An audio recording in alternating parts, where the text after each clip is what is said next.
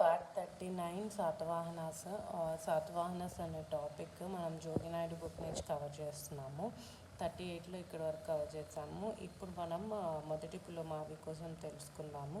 మొదటి పులమావి 10 సంవత్సరాలు పాలించారు.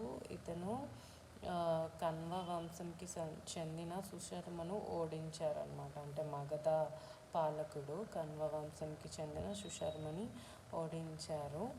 ఓకే, సో అంతే ఇంపార్టెంట్ ఇక్కడ. నెక్స్ట్ వచ్చేసి ఇతని తర్వాత వచ్చిన కింగ్ గౌరవ్ కృష్ణుడు. ఇతను మొదటి పులమావి తర్వాత వచ్చారు. 25 years అయితే రూల్ చేశారు. ఇంకేం పెద్ద ఇంపార్టెంట్ లేదు. నెక్స్ట్ హాలుడు 17వ రాజు అనమాట. 5 సంవత్సరాలు మాత్రమే పాలించారు. ఇతను చాలా తక్కువ కాలం పాలించిన కింగ్ అనమాట.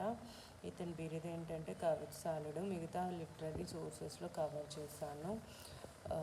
Thank you for watching.